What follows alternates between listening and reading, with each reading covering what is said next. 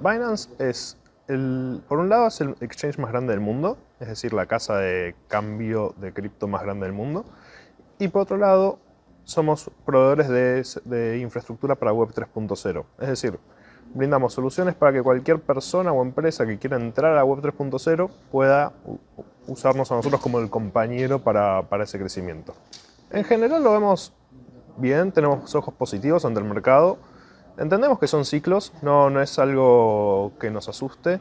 Siempre existen mercados alcistas y bajistas. La baja no le es ajena al mercado económico global.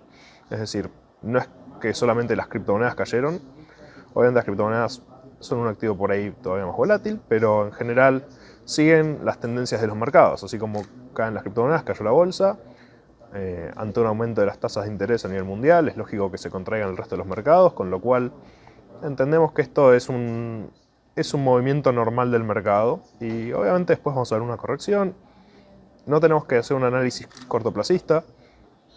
Bitcoin está en valores de $20.000 cuando hace 2 años estaba en valores de $3.000 o $4.000, con lo cual la tendencia sigue siendo positiva en general, no vemos tendencias negativas. En general es positivo, lo que estamos viendo, que es muy interesante, es cómo cada vez más países empiezan a despertar interés sobre los criptoactivos, ¿no? En el pasado, hace solamente 2 o 3 años, cuando empezó toda la pandemia y empezó a hablarse más de cripto en general a nivel global, en Latinoamérica no se hablaba del tema, no había interés, pero de a poco empezó a haber cada vez más historias positivas, más interés por parte de los reguladores. El Salvador salió con la adopción de Bitcoin como moneda de curso legal, Colombia empezó en la parte de la arenera del sandbox, Panamá empezó una ley cripto, Paraguay empezó otra ley cripto también, en México se empezó a hablar de cripto también. Entonces vemos como hay cada vez más una tendencia positiva hacia la adopción, lo cual es bueno porque le permite a los usuarios tener un marco de uso donde están seguros, donde entienden cómo operar con criptomonedas, y que una falta de regulación a veces genera ciertos miedos, ciertos temores entre los usuarios porque no entienden si es legal o no lo que están haciendo. Bueno, lo que tiene bueno la tecnología blockchain, no solo los criptoactivos, porque los criptoactivos no tenemos que olvidarnos que son solamente los tokens específicos. Pero la tecnología blockchain nos permite agregar un montón de capas de seguridad, de trazabilidad. Es decir, es súper adaptable. Por ejemplo, los clubes de fútbol pueden utilizar los fan tokens que estábamos hablando hace un rato. Las empresas pueden utilizar una blockchain para generar cuestiones de trazabilidad en su empresa, o seguimiento de stocks. Es decir, es muy flexible el uso de blockchain. Y también los estados mismos, hoy en día, por ejemplo, nosotros estamos empezando a emitir las identificaciones digitales, de la gente de Palaos de manera digital. ¿Y cuál es el uso de esta identidad digital? La firma digital, la presencia de uno en el mundo digital, ahora puede ser verificable. Cuando en otros lugares, por ahí uno para hacer una firma digital algo tenía que hacer alguna especie de trámite, ahora automáticamente cuando uno emite una tarjeta de identificación ya tiene su identidad física, que es la tarjeta que estamos acostumbrados, y su identidad digital, que es un NFT. Entonces, esto también se puede hacer para empresas. Por ejemplo, una universidad puede emitir los títulos universitarios en NFTs. De esta forma ya tenemos una validación digital que fuimos a otra universidad. Y sí, está bien, por ahí todavía no existe la aceptación legal a nivel mundial de esas validaciones. Pero no falta mucho para que otros países empiecen, o empresas privadas por ahí ya empiecen a aceptar esos títulos digitales en NFT como una garantía cierta de que estas cosas ya son válidas. Desde el punto de vista de los NFTs artísticos también hemos visto un crecimiento insólito y muchas veces la gente lo analiza y dice es irracional los precios que se están pagando, pero tenemos que tener en cuenta que es arte y el arte no tiene un valor que uno pueda decir esto vale tanto y esto vale tanto.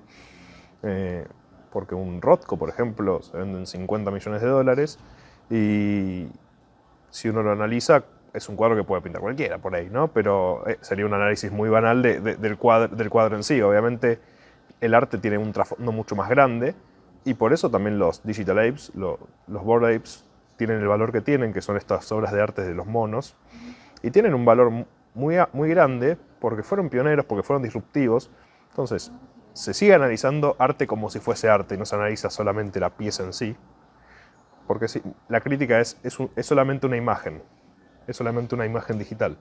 Pero bueno, detrás hay todo un trasfondo artístico que eso es lo que se analiza. Y gracias a los NFTs, un artista que está en Latinoamérica tiene la misma exposición que un artista que está en Europa, en Estados Unidos, en Hong Kong, cuando antes eran esos los centros fuertes de exposición de arte. Hoy en día no hace falta viajar, no hace falta moverse para poder estar presente en el mundo del arte digital.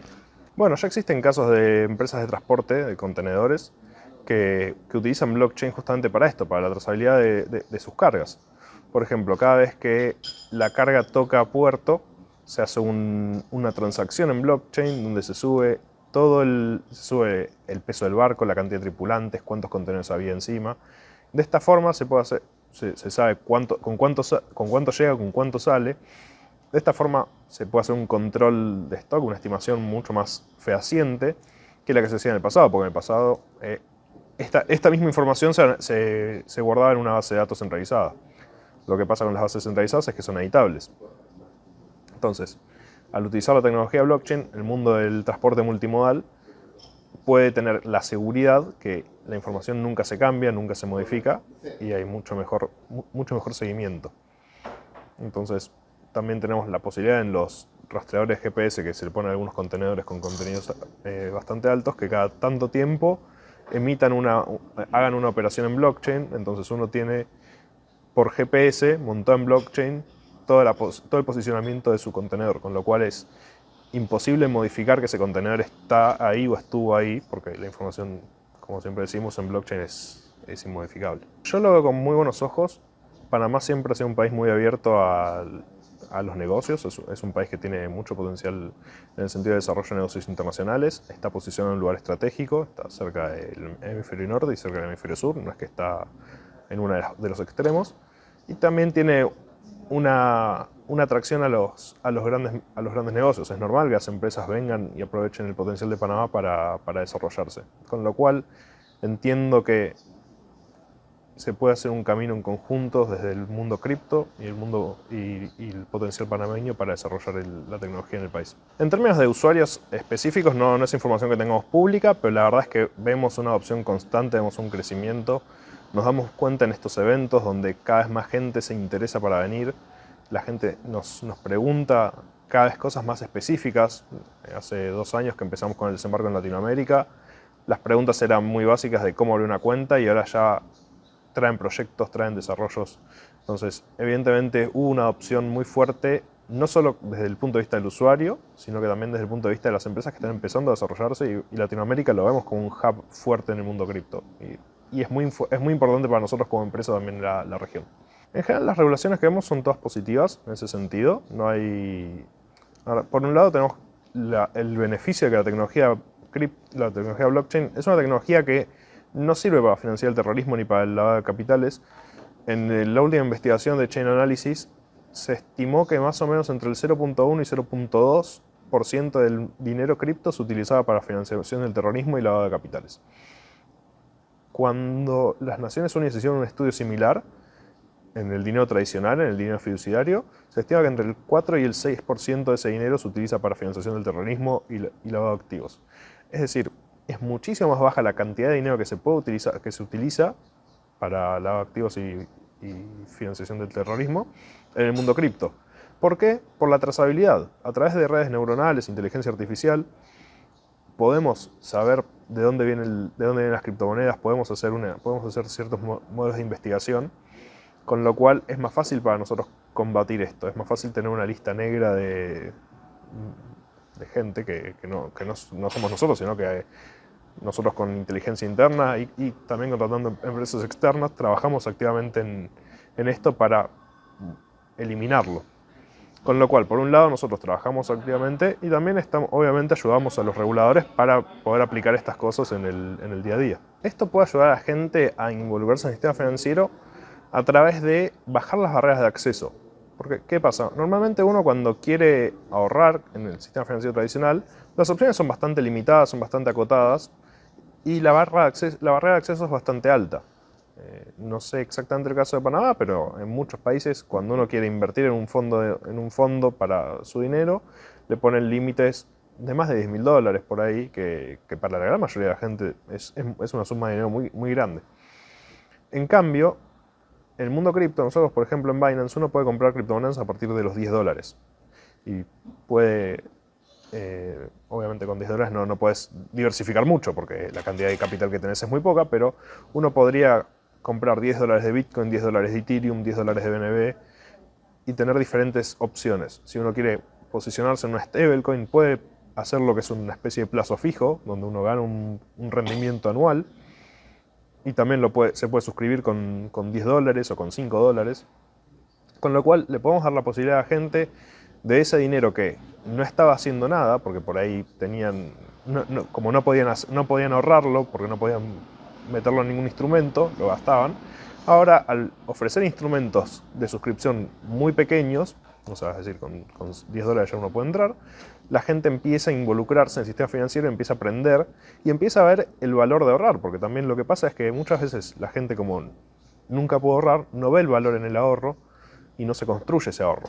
Entonces, de esta forma nosotros estamos generando toda la pirámide y a través de también tenemos, obviamente, programas de educación para que la gente pueda entender cómo utilizar mejor sus criptomonedas, cómo darle más valor a las mismas. Entonces trabajamos activamente en ese sentido.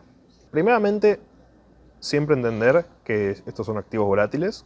Cuando uno invierte en Bitcoin, está invirtiendo en un activo que tiene volatilidad, con lo cual es importante no poner dinero que uno esté dispuesto a perder. Es decir, uno no debería nunca hipotecar una casa para comprar ni criptomonedas ni ningún otro tipo de activo financiero volátil, ¿no? Si comprar acciones también existe el mismo riesgo. Entonces es ingresar dinero que uno esté dispuesto a perder o no necesiten en un periodo de un par de años inclusive. Después, seguir la cantidad de proyectos limitada. De nada sirve seguir 200 proyectos, invertir en 200 proyectos diferentes, porque es imposible para una persona leer sobre los 200 proyectos en el día a día, actualizarse, ver qué está pasando. Con lo cual es importante eso, es importante elegir bien la cantidad de proyectos en los que uno va a invertir y diversificarse, pero de manera inteligente. Es lo que decíamos un poco antes, ¿no? No hace falta que uno compre 500 monedas, uno puede comprar 2 o 3 o 5 inclusive, sin problema, para poder invertir el dinero sin ningún problema. Yo creo que eso lo tiene que analizar más cada uno, dependiendo a la exposición al riesgo que uno quiera adoptar, pero creo que uno no debería invertir más de lo que esté dispuesto a perder en un activo volátil. Hay gente que puede perder el 100%, hay gente que puede perder solamente el 20%. Entonces cada uno tiene que aprender y al principio uno tiene que utilizar el dinero que uno invierte en cripto, uno tiene que pensar que ese dinero por ahí no lo recupera porque por las bajadas de mercado, por las subidas, por los errores que uno puede hacer. Con lo cual, empezar con muy poco dinero, aprender cómo se utilizan las plataformas, muy posiblemente uno no pierda nada, pero primero aprender y después empezar a invertir cada vez más fuerte.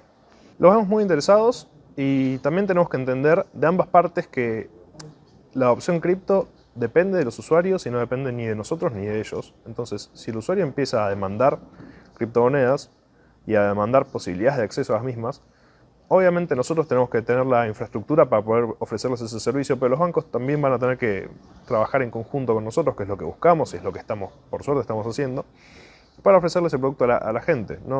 Yo veo a los bancos como aliados y no como una competencia en ese sentido.